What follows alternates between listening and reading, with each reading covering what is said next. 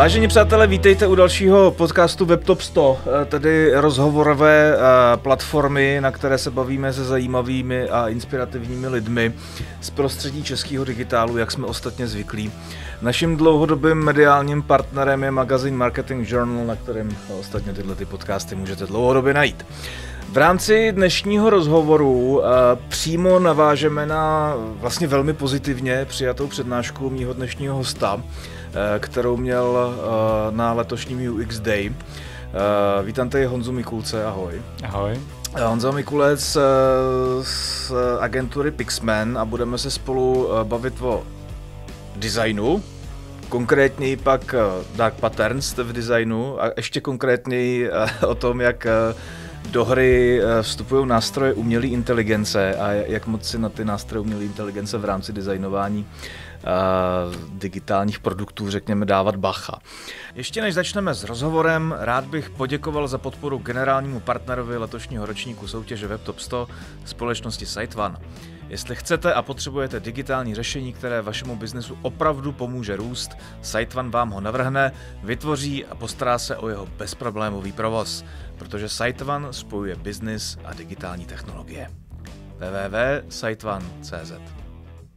Honzo, tohle je vlastně super zajímavý téma a díky za to, že to můžeme vlastně probrat ještě trochu možná do hloubky, podrobněji a zcela určitě před dalšími zraky, než jenom na té konferenci. Honza pracuje jako UX / UI, prostě designer v agentuře Pixman. Ty tvoříš jako uživatelský prostředí, vizuály, grafiky, že jo? Dělám webové stránky, e-shopy. Tak, to nejzajímavější, co za tebou, nebo na čem si nechal ruce, ty to uvádíš v nějakém svém medailonku, ale klidně jako jako nejzajímavější projekty. No, tak jsem autorem webu českých radiokomunikací, Orion, domácí potřeby, tak tam jsme vytvořili B2B a B2C e-shop a letos spouštíme veliký B2B portál pro SPP. Mm-hmm. Honza taky učí na kurzech Čekýtas, UX kurzech Čekýtas. Ano. Jak je možný, že ses dostal do dívčí komunity? Jo, je pravda, že učím od začátku loňského roku a za tu dobu jsem poznal už asi 160 designerek začínajících, s tím, že ne všechny samozřejmě u toho zůstaly, spousta z nich ty kurzy pojímá, takže si chce rozšířit záběr, ale myslím si, že mezi nimi je spousta našich jako kolegyň za ten rok se dostali do oboru a ty si to určitě taky poslechne. Mm-hmm. Tak pojďme do toho rozhovoru. Pojďme si to téma vlastně nejdřív otevřít. Takovým nějakým, protože nás neposlouchají jenom UXáci, je to takový jako namixovaný marketáci, UXáci, business ownři a tak dále. Co jsou to vlastně dark patterns v designu? Proč se o tom vlastně furt mluví, protože je to vlastně na první dobrou je to jako divný, když se to někam jako vyvíjí. Co jsou to dark patterns? Česky to nemá moc ekvivalent, proto se používá ten anglický výraz a jedná se o techniky, které manipulují uživatele. Manipulují poznatky psychologie, protože my jako UX designéři pracujeme s psychologií a můžeme tu psychologii využít různým směrem a dark patterns je ta část, kdy vlastně zneužíváme to, co víme o lidském chování k tomu, aby jsme uživatele nějak manipulovali.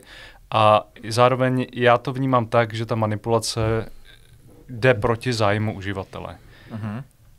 Dáš nějaký příklad, teď si to dokážeme jako líp představit. Tak můžete se setkat třeba s tlačítkama, když jste někde ve formuláři a na konci máte souhlas s obchodními podmínkami, tak typický dark patterns je hra s textací, aby tomu uživatel nerozuměl. Takže souhlasím s odběrem, nebo souhlasím s obchodními podmínkami a pod tím bude checkbox nesouhlasím s tím, že nechci odebírat newsletter. Záměrně vlastně vybraná textace tak, aby se v tom uživatel začal plácat a aby se zvýšila šance, že na to klikne, i když o ten odběr newsletteru nemá zájem. Letos jsem si 2krát objednával letenky přes takový ty levný aerolinky. A Můžeme o webu nebo mobilní aplikaci například Ryanairu mluvit v souvislosti právě s Dark Patterns? Může to být jako jeden z těch takový to jako taky to, že v tobě vzniká ten pocit, že si musíš zarezervovat to sedadlo a musíš si koupit to pojištění a když nechceš, tak to jako a víš, že to nechceš, ale máš to tam někde jako tím malinkým písmenkem dole mimo tvý zorný pole. Je to ono, o čem se tady bavíme? Ano. Já teda s tím osobně zkušenost moc nemám, ale když si přečtete nějaký články o Dark Patterns, tak dost často se tam zmiňují právě letecké společnosti, kde se často používá jako skrytý poplatky. Jo? Že ta služba se tváří jako, že je kompletní za určitou cenu, ale vy když ji procházíte, tak zjišťujete, že je tam spousta dalších věcí, které si musíte k tomu dokoupit. Nevím, jestli se tomu dá vyhnout, říkám, nemám s tím osobní zkušenost, ale předpokládám, že pokud to jde, tak to bude velmi komplikovaný. A právě to je podstata těch Dark Patterns. My jsme vlastně jenom takovou malinkou odbočku, proč mě vlastně tohleto téma napadlo, protože s Dark Patterns tématem jsme se setkali jako velmi intenzivně na ploše WebTop 100 právě taky. Je nám jeden z projektů, který v minulosti vyhrál nějakou kategorii v rámci WebTop 100, tak trošku jako změnil svoji vizualitu a svoji logiku. A ten projekt se jmenuje Vitapek a to je takový ten odběr těch vitamínů. Prostě, že máš pocit, že si kupuješ balíček prostě, s vitamínama, který ti udělají dobře a vlastně si kupuješ předplatný. Je tohleto, a to nejsou jako jenom vitamíny, to jsou různý jako streamovací služby, že, takovéhle věci, kterých se dá jako velmi blbě odhlásit. Kde je hranice toho, co je to dark pattern a co už není dark pattern? Já bych v první řadě chtěl zmínit, že když se bavíme o Dark Patterns, tak se bavíme o nějaký škále. Ta škála jde od věcí, které jsou vyloženě nezákonné, až po věci, které jsou eticky sporné. A eticky sporný na to může mít každý trošku jiný názor. Já jako UX designer na to mám nějaký názor a člověk, který se zabývá marketingem, řeší konverze, tak ten na tom zase může mít jiný názor. Mm-hmm. Když se budeme bavit, když to teďka překlopíme k tomu, kam vlastně to směřujeme a o čem se dneska asi budeme bavit jako nejvíc. Jo. To, že nějaký jako umění trošku jako přivohnout tu skutečnost, tady s náma je od prapočátku jako věků, to je jasný. Nicméně v poslední době nám do toho jako biznisu všeobecně a do designu zcela určitě taky vstupuje právě umělá inteligence, kterou si všichni jako dokážeme dneska nesmírně pomáhat v rámci ať už jako pomoci s nějakým kreativníma myšlenkama, s designem, s textacema, že, a tak dále. A pojďme se bavit o tom designu. A prostě mě vlastně jako, ať to nějak otevřeme, tak mě zajímá, jak dneska vlastně ta umělá inteligence vlastně vstupuje do toho procesu toho designování vlastně čehokoliv. Jestli se to dá nějak popsat jednoduše, bude to dobrý vstup do té diskuze. Jo, tak já myslím, že hlavní role umělé inteligence v současnosti je forma konzultanta. Uh-huh. A to nejenom lidi, kteří ten web přímo vytvářejí, ale i lidi, kteří třeba zadávají ty weby, tak s AI, s jazykovými modely konzultují věci, můžou těm jazykovým modelům pokládat otázky, jako jak zvýšit konverze na mém webu, jak zvýšit šanci, že se mi lidi přihlásí k odběru newsletteru. A to si myslím, že je právě největší riziko, a na tom jsem taky postavil tu svoji přednášku na WebTop 100, protože UX designéři, kteří jsou profesionálové, tak ty téma znají, Dark Patterns, a když jim jazykový model začne doporučovat něco, co je eticky sporný, tak oni jim zasvítí kontrolka a řeknou si třeba, že to není dobrý nápad a budu to ignorovat. My jsme zvyklí, že nám jazykový modely občas píšou blbosti. Je to takový to halucinování, věci, které schodíme ze stolu a položíme tu otázku třeba jinak. Ale lidi, kteří nejsou z oboru, nejsou UXáci, tak ty to nemusí takhle vyhodnotit, můžou to vzít za bernou minci a vlastně vytvořit si podle toho nějaký návyk a v tu chvíli ty Dark Patterns, to neetické jednání už bude součástí toho, co budou považovat za běžný a s čím budou běžně pracovat. A to je podle mě největší problém. Takže My jsme naučili nástroj umělé inteligence a jazykové modely nějakému jako směru uvažování a teďka novou generaci jako UXáků bude umělá inteligence učit špatným návykům, to je to, co říkáš? No, já se toho trochu bojím, protože jak učím v Čekytas, tak vidím, že studentky, a taky to samozřejmě podporuju, s jazykovými modely konzultují věci. A když nebudou to téma znát, tak budou přejímat vzorce, které nejsou správný. Jestliže jazykový model říká sám o sobě, že ctí nějakou jako základní morálku a etiku, a posléze i na základě těch tvých jako výzkumů, k kterým se dostaneme, nebo nějaký práce výzkumný, je schopen ti doporučovat vlastně ty v úvozovkách jako ochcávky morální, tak co si z toho jako brát za zpětnou vazbu? Tak já si myslím, že je důležitý si na začátek říct, z čeho se jazykový modely učí. No, co je vlastně ta databáze dat, ze který potom oni připravují odpověď na můj dotaz. A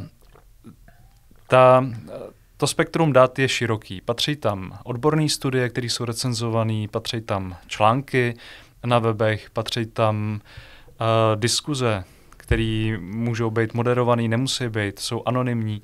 A z tohohle všeho si ty jazykové modely vlastně vyzobou formou statistiky to, jak připravit odpověď. Takže já, když jim položím třeba otázku, jak zvýšit konverze mýho e-shopu, tak jazykový model bude čerpat z odborných článků, ale i z diskuzí, kde to probírají marketáci, kde to probírají lidi, kteří ty e-shopy přímo vlastnějí, třeba mají menší e-shop, nemají žádného specialistu, který by jim s tím pomohl, takže se baví v diskuzích. A tohle všechno vytváří takový to podhoubí, ze kterého jazykový model připraví odpověď. A my to můžeme ovlivnit, to, jakou dostaneme odpověď, tím, že ten jazykový model nasměrujeme třeba chci, aby to bylo etický. Když doplním, že mě zajímá, chci zvýšit konverzi svého e-shopu a zároveň chci, aby to bylo etický, tak jazykový model už ví, že má čerpat jenom z věcí, které se třeba těch UX Dark Patterns týkají a nebude mi ty věci doporučovat. Ale já si myslím, že to je naprosto nereálný, že to nikdy nikdo neudělá.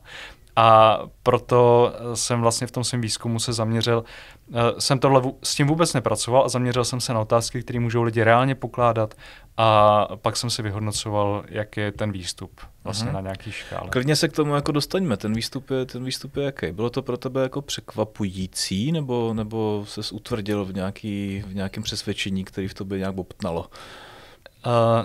Tak mě přišlo zajímavý, že se ty jazykové modely od sebe lišejí. A to docela dost. Já jsem do toho zařadil ChatGPT, Gemini, ty nejznámější, mimo to i Claude. Měl jsem tam Perplexity a přidal jsem tam DeepSeek, což teda nevím, jestli pořád ještě je věc, která rezonuje, ale ona se situace mění. Já jsem i na té přednášce říkal, že to, co jsem zjistil, tak je poplatný březnu roku 2025. Koncem roku 2025 může být situace úplně jiná. Objeví se nový jazykový modely, ty, se kterými jsem pracoval a budou stále aktuální, tak ty se změnějí, vyjdou nový verze, ty můžou zase pracovat s datama trošku jinak. Takže je to oblast, která se velice rozvíjí, je jako dynamická a můj výzkum je v podstatě zpráva z jednoho omezeného období v čase a prostoru, dá se říct. Dobře, a vyplývá z toho tedy co? Jako dá se s nějakou určitostí říct, nebo aspoň jako identifikovat některý z těch nástrojů umělé inteligence, který se neštítí jako být řekněme velmi servilní ve smyslu ve chvíli, kdy od něj potřebuješ poradit, jak co nejefektivněji zvednout výkonnost svého e-shopu, nehledě na to, jakým způsobem to učiním. No, tak v tom se špatně vyprofiloval ten DeepSeek Jo, ten dával vesměs návrhy, které byly eticky sporný a někdy ty dark patterns přímo obsahovaly. Mám pocit, že i Perplexity z toho nevyšlo úplně dobře. Na druhou stranu ChatGPT a Gemini, což jsou nástroje, které aspoň u nás jsou nejpoužívanější, tak ty mi přijdou, že dopadly docela dobře. Jestli z toho vychází nejlépe ChatGPT a Gemini si říkal, že jo? Tak znamená to, že tyhle ty jazykové modely vlastně sami od sebe ti dávají zpětnou vazbu, že to zadání, který vlastně tomu dáváš, není úplně třeba košer?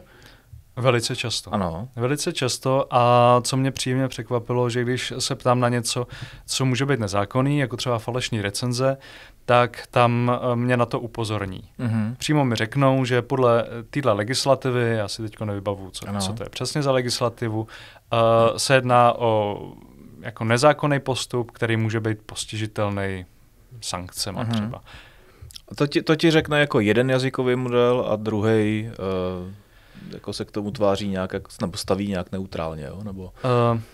Zrovna u téhle věci, u těch falešných recenzí, mi snad 3 z těch 5 napsali, že se jedná nejen o eticky spornou věc, ale i o právní problém. Jo, ale jak říkám, ono u každé otázky je to trošku jinak, což souvisí s tím, co jsem říkal před chvílí, že dark patterns jsou škála. Není vlastně jako v pořádku, že to ta AI ovládá? Že ti dokáže doporučit i dark pattern? Je v pořádku, když to dokáže odhalit a upozornit mě na to, že můj dotaz směřuje k použití neetický, potažmo nelegální praktiky. Tak to určitě v pořádku je. To, že mi navrhne přímo použít něco, ať jsme třeba konkrétní, jo, tak ptám se na to, jak prodávat víc svůj dražší produkt. Mám 2 produkty, jeden je levnější, jeden je dražší a AI mi navrhne, přidej tam 3. možnost, která bude ještě dražší, aby ta reálná, kterou chci prodávat, vypadala dobře. Jo, což je anchoring, kotvení a je to v podstatě manipulace, protože mým cílem není nabídnout lidem kvalitnější produkt, ale chci jim prodávat to, co je pro mě výhodnější. Takže mi ta AI navrhne v podstatě manipuluj uživatele, ale není to... určitě to nespadá do těch nezákonných praktik.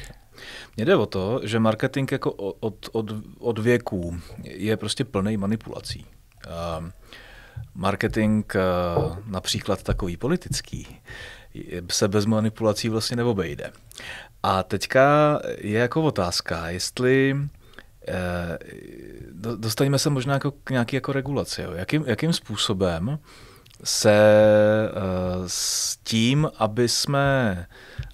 aby AI nebo i my samotní jsme vlastně jako vůbec jestli se dá dostat do situace, kdy s takovejhlema manipulativníma technikama, především v rámci marketingové komunikace, vlastně jako vůbec defaultně nepočítáme. To přijde jako sci-fi totiž, jo, prostě. A tak nějak jako tuším, proč v některých případech ta AI možná nenápadně jako ponouká k podobným jako taktikám, protože to tady prostě s náma je, co je lidstvo lidstvem. Jo, tady bych trošku chtěl říct, jak já vnímám roli UX designera. UX designer je člověk, který zajišťuje, že uživatelská zkušenost z digitálního produktu bude dobrá. A aby byla ta zkušenost dobrá, tak podle mě nemůže obsahovat manipulaci. Protože lidi manipulaci nesnášejí. Oni ji můžou nerozklíčovat, můžou jí podlehnout, ale ve chvíli, kdy ji rozklíčujou, což se jednou prostě stane, tak budou naštvaný a v tu chvíli jejich zkušenost je mizerná. Takže z mýho pohledu je UX o tom nepoužívat manipulaci, používat přesvědčování samozřejmě, informovat uživatele, aby svoje rozhodnutí měl na čem stavět, ale nemanipulovat. Když se zaměříme na nějakou jako etiku toho návrhu jako takového, tak kde je za to vlastně zodpovědný?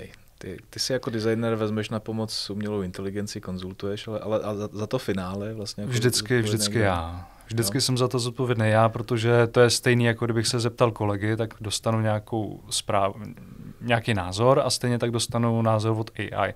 A hrozně záleží na tom, jak ten dotaz AI položím, podle toho můžu dostat různý výsledky. Ale konečný rozhodnutí dělám já a tohle je věc, která mě napadá v souvislosti s těma začínajícími designery, že když oni něco navrhnou a následně se to zapracuje, ukáže se, že navrhli věc, která je neetická, která nefunguje, odrazuje uživatele, lidi, kteří byli věrní značce, tak kvůli tomu odcházejí, tak samozřejmě přijde majitel e-shopu za tím designerem a řekne mu, jako, co jste to navrhl, proč jste to navrhl. A on řekne, no, doporučil mi to ChatGPT. Jo, ale ta odpovědnost je vždycky na tom designerovi, který dělá rozhodnutí.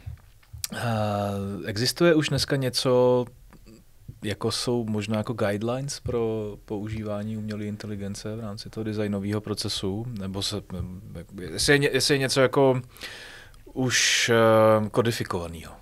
Ne. Nebo respektive já o tom nevím. Vím, že jsou firmy, které s těma AI nástrojema pracují, takže si je přizpůsobí na míru svýmu biznisu. Tam můžou ty AI dát nějaký guidelines, třeba je tady seznam dark patterns, cokoliv, co po tobě budeme chtít, tak dej si bacha, aby jsme se tomuhle vyhnuli. Ale to už je vyšší level a mně tohle téma přijde důležitý hlavně kvůli lidem, který od těch dark patterns moc nevědějí. Nenapadne je to.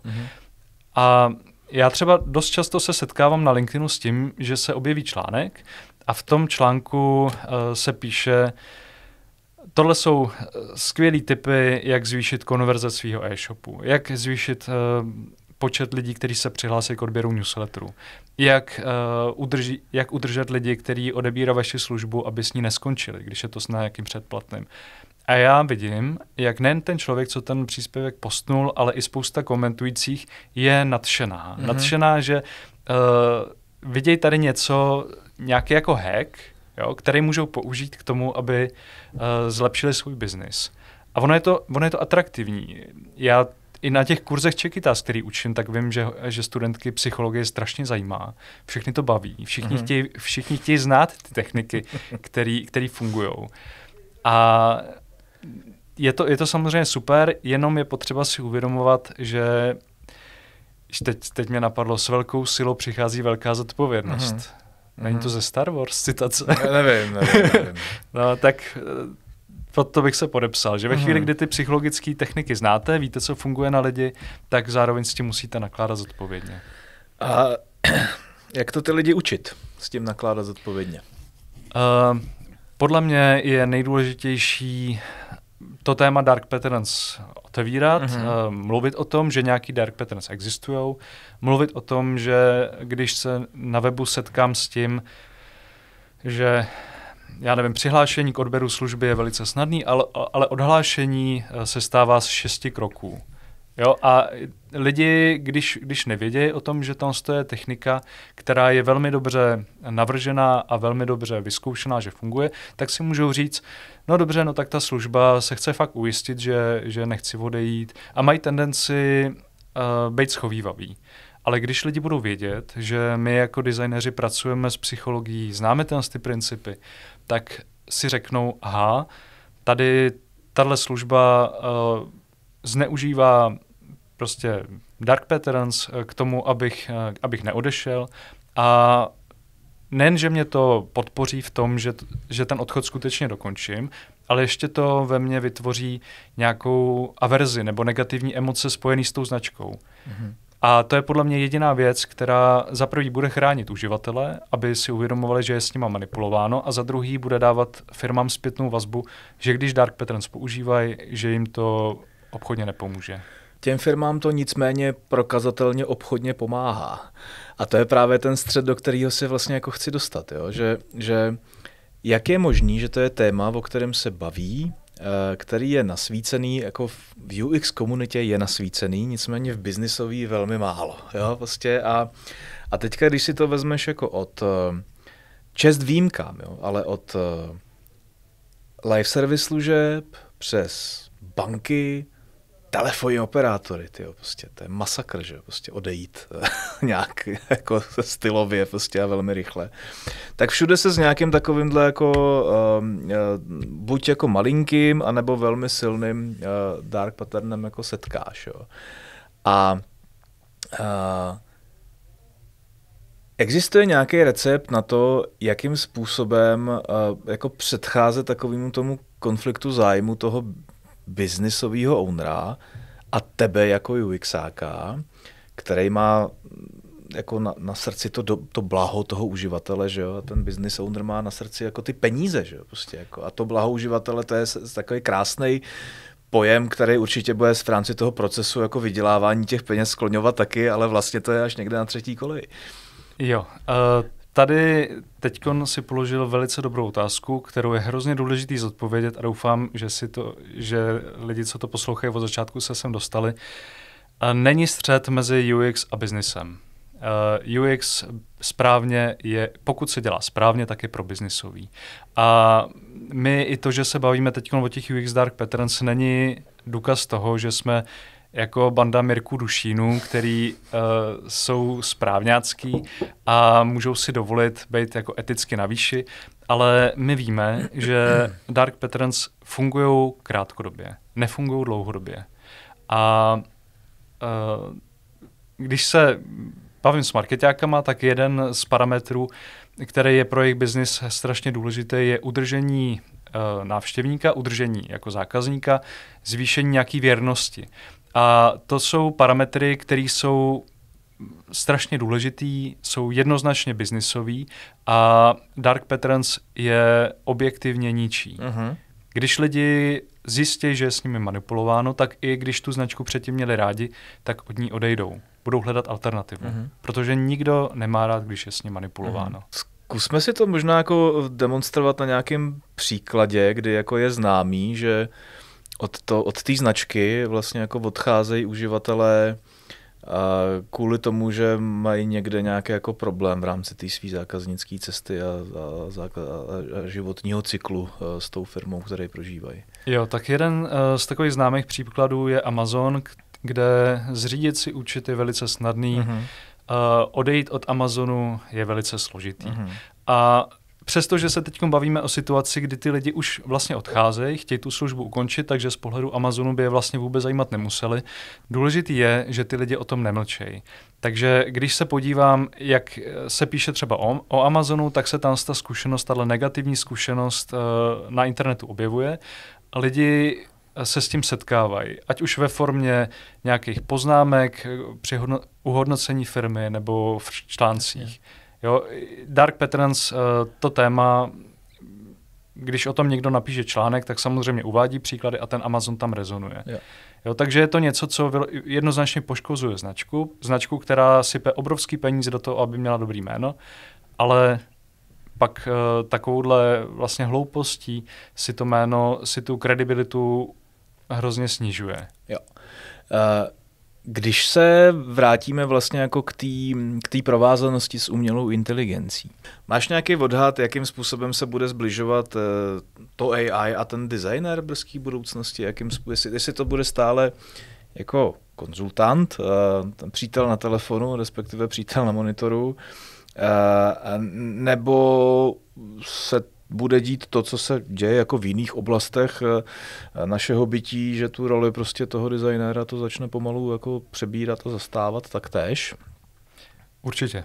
Určitě v budoucnu budeme s nástrojem AI pracovat víc a víc a z role jako tvůrců se dostaneme spíš do role nějakých editorů, že budeme dávat otázky, budeme dávat zadání a budeme kontrolovat výstupy.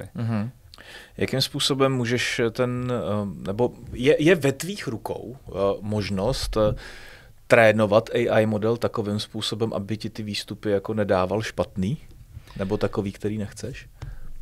Ano, můžu nastavit jazykovému modelu, že chci, aby zohledňoval třeba etiku v těch doporučeních, co mi dává, ale já si stále myslím, že to většina lidí nepoužívá, že většina lidí o tom dost možná ani neví, že lze takhle trénovat ty modely a budou prostě pokládat otázky a budou pracovat s těma odpověďma, které dostanou. Když se budeme bavit jako o té velké regulaci, jo? Ne té, kterou můžeš ovlivnit ty, ale o té, která nám sestupuje jako z hůry evropskými nařízeníma a tak dále.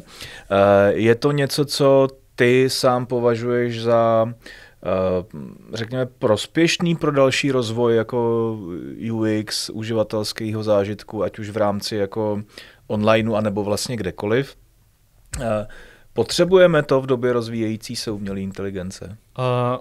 Určitě. A ono v tuhle chvíli jsou zákony, které upravují to, jak digitální produkty se chovají k uživatelům a některé věci stanovují přímo jako nelegální. Třeba falešné recenze nebo v rámci GDPR, určitě se s tím všichni setkali, potvrdit všechny předvolby a zamítnout, tak ty dvě možnosti by měly být rovnocenný a měly by být opticky rovnocenný. Takže ty tlačítka mají jako stejnou optickou výraznost a není to tak, že jedno by bylo malinký a světle šedý a druhý by bylo výrazný a barevný. Jo, takže tam je věc, kterou už teď zákony upravujou. Nicméně, jak jsem zmiňoval, že dark patterns jsou škála, tak je spousta věcí, které zákonem podchytit nelze. Třeba confirm shaming, což je metoda, kdy uvedu příklad, mám e-shop, který nabízí doplňky stravy, vyskočí mi tam pop-up jako uživateli z 10% sleva na doplňky stravy. Jedno tlačítko je ano, to chci, a druhý ne, nechci být zdravý. Což je věc, která podsouvá tomu návštěvníkovi něco, co by sám neřekl, a cílem je ho jako trochu ponížit, dostat ho do pozice, že vlastně si sám škodí. A to právně nějak ošetřit nejde. Nedovedu si představit, že by byl zákon, který by to zakazoval, protože pak by musel definovat, co vlastně jako je ta ošklivá věta, a to je naprosto nereálný. Pomohl by nějaký jako etický kodex, řekněme? To je zajímavá myšlenka. Já si myslím, že se zase týká specialistů, lidí, kteří dělají UX, rozumějí tomu, znají ty dark patterns, a tam si skutečně myslím, že v podstatě problém není. Že když se někdo rozhodne, že bude k UX přistupovat tak, že ho etika nezajímá, že ho zajímají jenom krátkodobý zisky, čísla, tak pro něj nějaký kodex vůbec nebude hrát roli. Zároveň by se jednalo o něco, co by se nedostalo k širší veřejnosti, bylo by to jako oborový, a v tu chvíli vlastně to nebude fungovat v tom scénáři, který řeším, že AI používají ke konzultaci lidi, kteří nejsou z oboru a na základě toho dělají rozhodnutí. Takže je to zajímavá myšlenka, určitě bych ji podpořil, kdyby s tím přišla třeba asociace UX. Máme tady teď éru AI, jsou s tím spojený ty rizika. Tady vám vytváříme nějaký guidelines, kterýma se můžete řídit, a cílem nebo výstupem bude, že váš design bude, já nevím, eticky v pořádku třeba.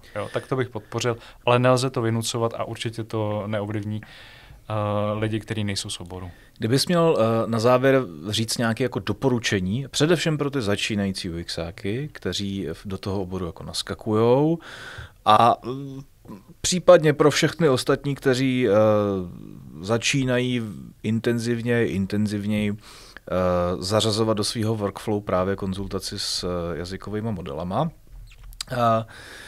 Co bys těm lidem doporučil? Na co si dávat nejvíc bacha? Jakým způsobem co nejchytřeji, nejefektivněji využívat nástroje pro umělé inteligence, aby mě to posunulo jako UXáka dopředu? Tak v první řadě je potřeba mít přehled o nějakých základních tématech. Ty základní témata, to je třeba přístupnost, jsou to ty dark patterns, je to nějaká psychologie, jsou to různý webové efekty. Prostě věci, které by ten UXák měl znát a měl by vědět, že existují. A samozřejmě lze na tom z toho použít i prompt, jako v ChatGPT. Co by měl UXák vědět v základu? Tak on určitě ten z ty věci vyplivne. Takže v první řadě udělat si přehled o tom, co bych měl vědět a následně, když se mi něco nezdá, tak se nad tím zamyslet. My nemůžeme přejímat výstupy umělé inteligence slepě. My vždycky nad tím musíme přemýšlet, musíme to zvažovat a musíme si to ověřovat. Takže zjistěte si, co byste jako UXáci měli vědět a když se vám něco nezdá, tak si to ověřujte. A samozřejmě neuškodí, když si to ověřím s někým živým. Ještě stále to funguje, jo? Ano, věřím tomu. Honzo, děkuji za návštěvu. Myslím si, že to bylo fajn a inspirativní povídání. Ptám se tady na to každýho hosta, který mi sem přijde pod ruku, zeptám se i tebe. Zakončíme to obligátními 3 věcmi, bez kterých se neobejdeš ve svém profesním životě.